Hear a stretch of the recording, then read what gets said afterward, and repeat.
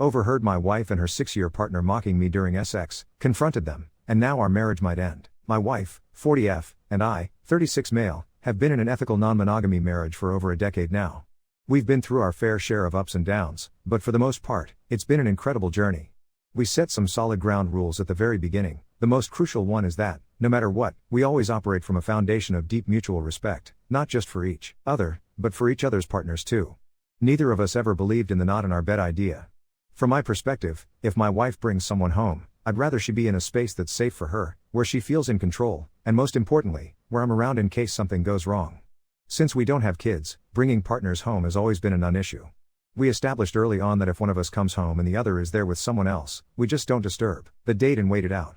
In fact, eavesdropping had kind of become part of our thing. It always turned us on, and anyone we invited over was always informed beforehand. The night usually ended with all of us having a drink together. But then this happened. I got home one night, and my wife was there with her longest-term partner, the guy who's been around for nearly 6 years now. They hadn't realized I was in the house, so I slipped quietly to the landing to listen, expecting it to go like it always had. But the conversation I overheard was nothing like before. They were talking about me. And not just talking, he was pushing her, goading her with questions about how pathetic and useless I supposedly am, and she didn't just go along, she ran with it. Name-calling, degrading comments, talking about how I can't fuck, how I'm a shit husband, the cruelest things you could imagine. I stood there, hearing them tear me down, and yeah, I know there's an element of power play and humiliation, kink that some people are into. But I don't care. Hearing my own wife, who I have literally worshipped for 13 years, talk about me like that. It lit a fire inside me. This wasn't about ego or being unable to take a joke. I know who I am. I know what I bring to this relationship. Hell, I'm confident enough to say I'm a damn good lay, and I make a habit of being an attentive, caring husband. But I would never, not for a second, allow any of my partners to say a wrong word about my wife, let alone participate in dragging her through the mud, even if she weren't there to hear it. At no point in our journey together did I ever sign up to be the object of her mockery and cruelty when she's with someone else, least of all this man who's been in our lives for so long. Something in me snapped. I walked right into the bedroom, breaking our biggest boundary, and told him to get the fuck out. My wife exploded. She insisted he was staying, but I stood my ground and forced him out. What followed was a colossal fight. She called me a huge puss, accused me of being unreasonable. I told her flat out she didn't respect me. There were harsh words on both sides, words I can't take back now even if I wanted to. That was Tuesday night. Since then, we've barely spoken. I won't be the first to reach out, and she's been staying at his place this whole week, a big violation of our ground rules, but, truth be told, I broke them too by disrupting their date. 13 years I've spent worshipping her, putting her first every single day, and this is where I draw the line. I won't accept being spoken about like that, not by her, not by anyone. It was wrong, plain and simple, and I'm not backing down. Now, the future of our marriage hangs in the balance, and I honestly don't know what will happen. There's no way I can keep going with this man still in the picture, but removing him will unleash a level of tension neither of us has ever faced. She's attached to him, he's been part of her life for almost half the time she's known me. If he stays, I know the resentment will eat me alive. If she asks him to go, I don't know if she'll ever truly forgive me. But I'm steady in my decision. I refuse to accept humiliation as the price of admission for an open marriage, no matter the cost. Update 1. My wife came home last night, and what followed was an incredibly long and emotionally grueling conversation. Earlier in the day, she texted, asking if it was okay for her to come home after work. I told her, of course, it's her home too, and I'd been waiting for her these past 3 days. There's just too much to unpack, but I'll do my best to share what matters most, good and bad, because right now, it feels like we're tiptoeing over cracking ice. The moment she walked through the door and saw me, she completely broke down, apologizing for everything, for the things that were said, for her words afterwards, for leaving, for all of it. I learned that the shit talk about me, what I overheard, has actually been going on for nearly 2 years. It started around the time COVID lockdowns were easing up and we could see her FWB again. She admitted that during their first time back together, she told him she'd missed him during sex, and he shot back that she'd only had me during lockdown. Things escalated from there. Apparently, it doesn't happen all the time, just every once in a while, and she was mortified that I'd ever heard it. She insisted she never means a single word of it, but it turns him on, makes their sex better. The guy's got his own deep insecurities, she said, and she'd taken it upon herself to make him feel more like a man. She never thought I'd ever find out, or that I'd be hurt. When they talk like that, it's always about things he feels he's lacking, but she swore she never says a bad word about me outside of that headspace. She said her initial outburst of anger when I barged into the bedroom was born of extreme embarrassment and shame. It made more sense once I thought about it. While the two of us get off listening, we never actually watch each other. Tried a couple times and it never felt right, not for either of us. So when I walked in on them, she said, It felt like being caught by a parent in the middle of something deeply private and shameful. And the position I found her in, she was extremely vulnerable, in the middle of a humiliating sex act, probably fueled both her eruption and my own anger. She said she even felt embarrassed for the guy, that she failed to make their time together safe for him, and in the moment blamed me for embarrassing them both, which made her double down and get defensive. She said I'd made her feel like a whore. She apologized over and over for not seeing my side of it right away, for not apologizing immediately, for everything that happened in our big fight. She said I was right to feel the way I did, and she was just feeling humiliated and cornered, couldn't see past it. But she acknowledged she knew, deep down, that what she was feeling was nothing compared to what I was going through. I asked her if she loved him. She shut that down instantly. Absolutely not. Their sexual chemistry is amazing, she cares about him, but there's no compatibility in real life. She's never, not once, considered a future with him, and it kind of hurt her that I'd even suspect it. But then she admitted something else. She's known for over a year that he's been in love with her, had been since before the pandemic. He tells her all the time, but she's never once said it back. She told me it made their time together feel more intimate and enjoyable, since she knew she could never feel the same. It didn't feel like a threat. She's made it absolutely clear to him plenty of times that they have no future. Still, that part rattled me deeply. She promised that even the shit talk would stop going forward. I told her that wasn't good enough, I wanted him gone. That's when she really broke down. Said she feared I'd ask for that, but hoped maybe I wouldn't. She asked if there was any way at all, they could continue seeing each other. I told her no, she can hang out with him all she wants, but if she does, it'll be as a single woman. She cried, but agreed to end it. The only thing she asked for was one last meeting to say goodbye, since they never got the chance. I agreed, on the condition that I'm left out of it entirely, and that she makes it clear to him this is their final contact. Any message, any word, after that, and we're done. Looking back, I realized that in the big argument that started this whole mess, I lashed out and said something like, "Why don't you just fuck off to his place then?" The kind of rhetorical jab you throw in a heated fight. Out of pettiness, she snapped fine, I will, packed a bag, and left. She spent the first night with him out of spite, but swears they didn't have sex. He left for work trips, so she had his place to herself, and her pride kept her from coming home before I reached out, just as my pride kept me from reaching out first. When I told her I'd started moving toward divorce, actually made an appointment with a lawyer, she fell apart. Full-blown panic attack. She never imagined it would ever come to that. She told me she would have come home days ago if she knew I was even considering it. She said she can't imagine life without me.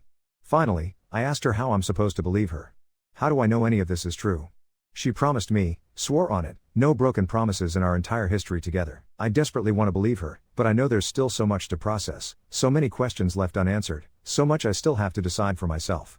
We agreed to close the marriage for a few months, take the time to focus on us, then revisit everything. I canceled my meeting with the attorney, and we've decided to go to counseling, although I have no idea how to find someone who understands ethical non-monogamy. It's not like I ever imagined we'd get here. She offered to close only her side and let me keep my partner's, but this isn't about punishment or martyrdom, it's about both of us. I still need to figure out whether I truly, fully believe her, and if I can be satisfied continuing. I'll use this time while we're close to figure all that out. I'm willing, at least, to try. I owe that much to the relationship we've built together. All week, my whole mindset was preparing for divorce. Now, at the very least, I need to give it a real try before letting go. This is going to be hard as hell, but for now, I'm willing. As for why I agreed to let her see him one last time, believe me, I know how it sounds, and I've run through all the questions in my mind. Why would she even want to? Does she really not love him? Is it just one final disrespect? But after everything, I know there has to be some kind of closure, and I'd rather be the one to set the terms than have them do it, behind my back. If this really is the last goodbye, I'm willing to give that, for both of us. I made the counterintuitive decision to give our marriage the best chance going forward by allowing her this last day. I didn't want her to carry that lingering regret, this chip in her head whispering, I wish we'd had one last day. Disappointment or resentment over having to break up is hard enough, but that nagging what if? I wanted it gone. I'm only agreeing to this under one immovable, brutally clear condition. If there's even a hint of more bullshit, or if she makes any further contact with him, in any way, at any time, that is the instant death knell for our marriage. No trial. No appeal. Just a swift, merciless cut. She couldn't possibly mistake how serious I am. Her choices are unmistakably in her own hands now. Honestly, though, I have to admit that for the past week I've started painting myself a lighter shade of apathy. My mind has drifted so deeply into preparing for divorce, considering the paperwork, the logistics, the empty space after, that the prospect itself feels less and less scary. Logically, I know I should have been furious when she first asked to see him one last time.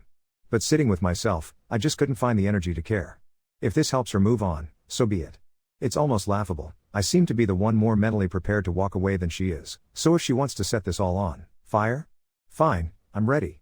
If she wants to blow it up, I'm the one already standing on the other side of the wreckage. There's another piece I should mention. I insisted we both wait to pull the plug on our marriage until after we've each had a final chance with our other partners, too. Maybe that's wrong, I don't know if it's functional or not, but it isn't just about her and him. I have my own FWBs, close attachments that will be cut off for who knows how long. Why shouldn't I get a goodbye too? At the same time, it means he isn't the last other guy she'll be with before our marriage is dormant. Maybe that's petty. Maybe it's even counterproductive. But honestly? Screw him. Tomorrow, they're meeting up, and she's made it crystal clear to him that this will be their last time. If she renegotiates, if she makes an exception, if she slips, then she's already lost me. I'm 3 or 4 steps ahead on the road to divorce now, prepared for whatever happens. I'm honestly just not scared if it all backfires. Update 2. Firstly, we found an E&M-friendly therapist with really strong references, so we've seen her 4 times so far.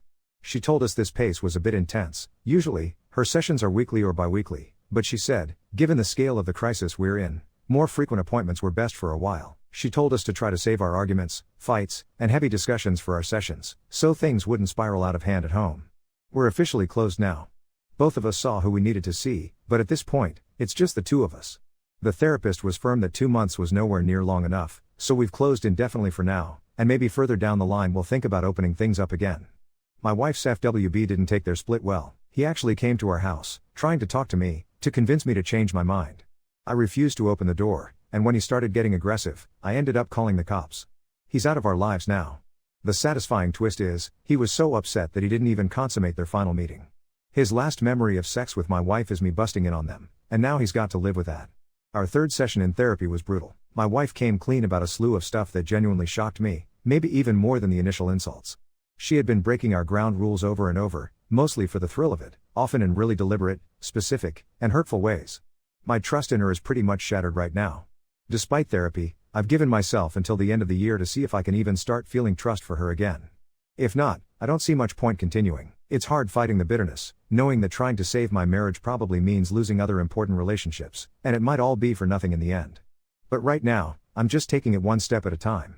All I can do is fight my way through, and I am definitely a fighter. No one warned me how goddamned expensive therapy is, and you better believe it's coming out of the joint account. I know this is a really bad situation, and she's made some terrible decisions, but I want to explain why I'm still trying to save it, and why I can't bear to hear people ruining her name. She is, for all her mistakes, an incredible woman, warm, loving, kind, fiercely intelligent.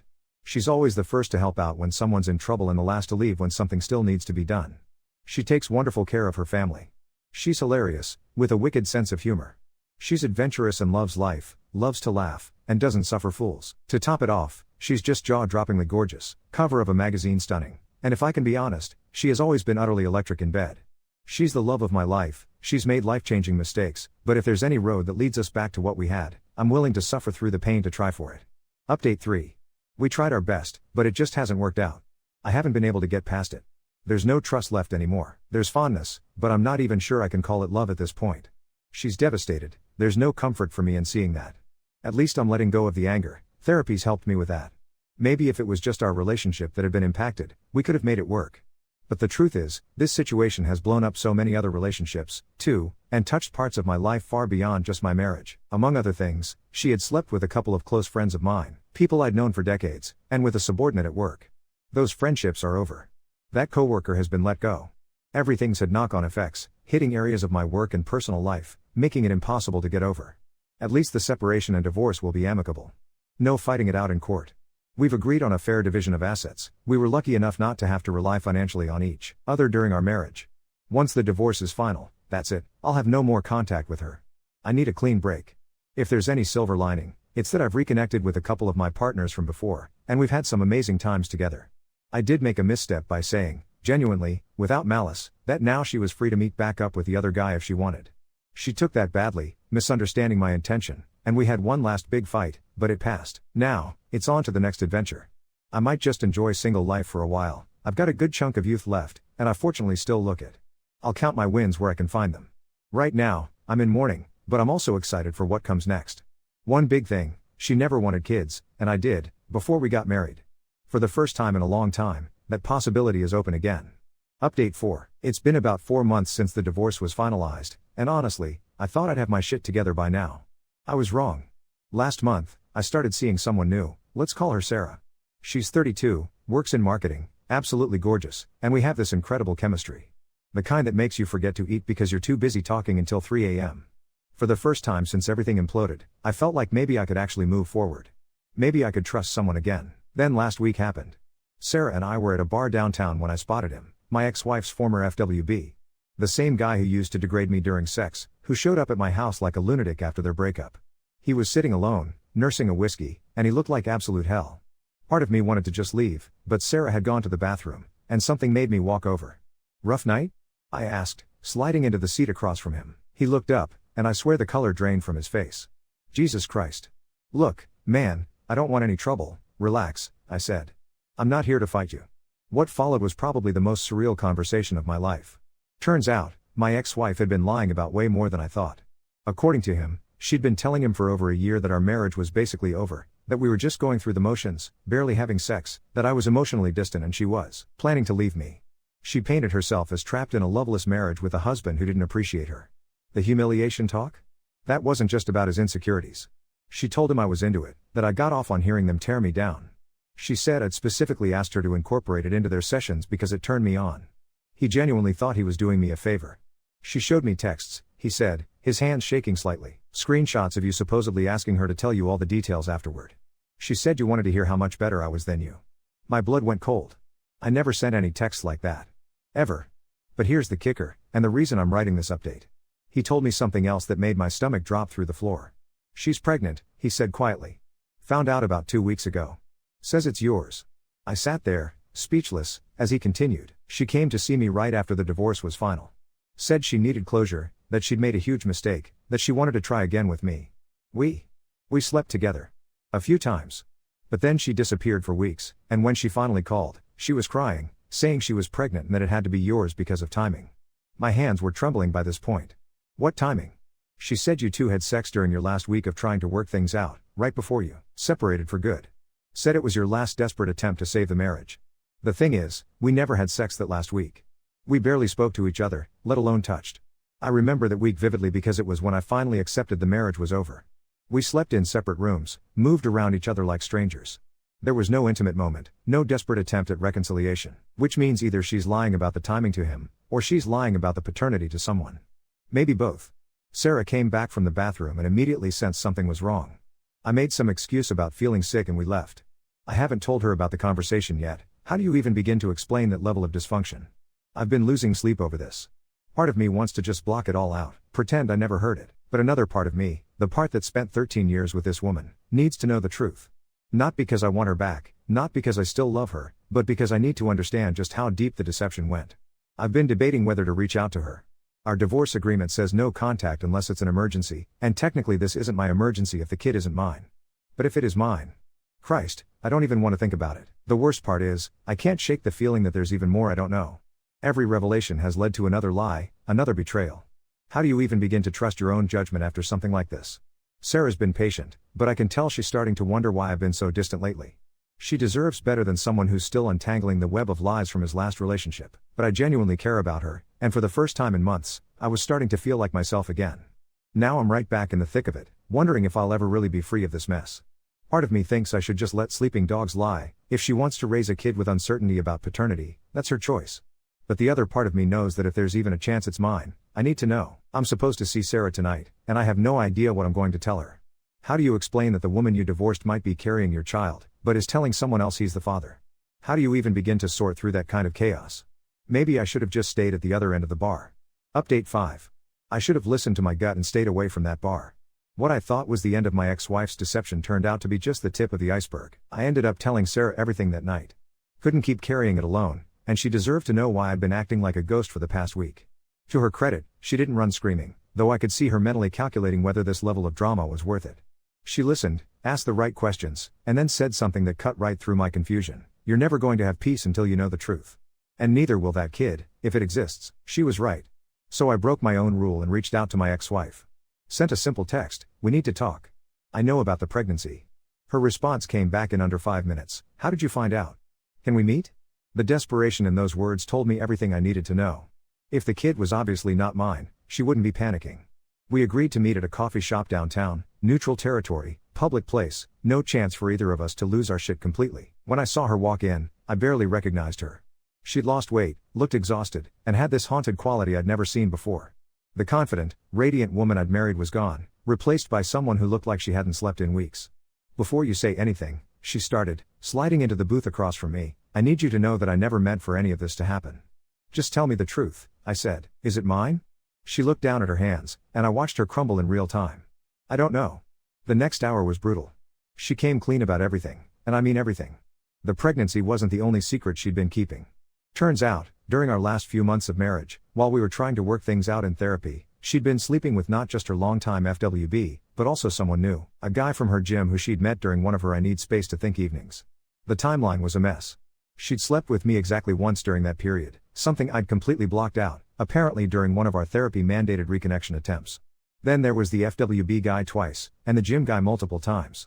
All within a 3-week span. "I was spiraling," she said, tears streaming down her face.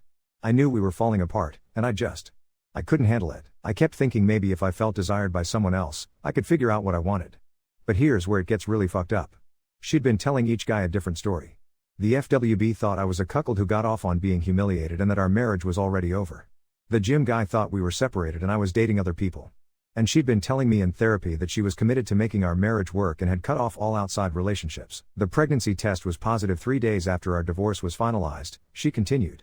"I did the math over and over, trying to figure out who. But the timing could match any of you." I sat there, stunned. "Why didn't you tell me immediately?" "Because I was hoping it would resolve itself. And then when it didn't, I was hoping I could figure out paternity before anyone had to know. I got a blood test done for genetic screening, thinking maybe that would give me answers, but it just confirmed the baby's healthy.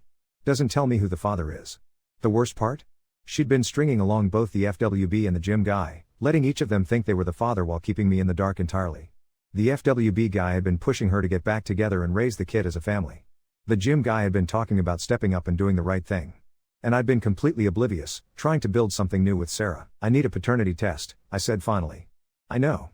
I'll set it up." She paused, then asked the question I'd been dreading. "What if it's yours?" "I've been asking myself the same thing all week. Then we figure it out. But not together. We're done, you and I, that won't change." She nodded like she'd expected as much, but I could see it still hurt. "The other guys don't know about each other," she admitted. "Or about you being a possibility. That's your mess to clean up." When I got home, Sarah was waiting on my couch with takeout and a bottle of wine. "How bad?" she asked. "Scale of 1 to 10? About a 15. I told her everything. She listened without judgment, asked clarifying questions, and then said something that surprised me. "I think I want to stick around and see how this plays out. Even knowing I might have a kid with my ex-wife? Especially knowing that. If you do, I want to see what kind of father you'll be. That'll tell me everything I need to know about who you are." The paternity test is scheduled for next week. My ex-wife is going to have to come clean to the other 2 guys about the situation, which should be interesting. Part of me feels bad for them. They're about to learn they've been living in the same web of lies I was. But mostly, I'm just tired. Tired of secrets, tired of drama, tired of having my life turned upside down by someone I used to trust completely. Win or lose with the paternity test, I'm done being reactive to her chaos. Whatever happens, I'm facing it head on and then moving forward. Sarah's right about one thing: I'll never have peace until I know the truth. But for the first time since this whole nightmare started, I feel like I'm finally asking the right questions instead of just reacting to whatever bomb gets dropped next. The test results come back Friday. I've never been so anxious to find out something I'm not sure I want to know.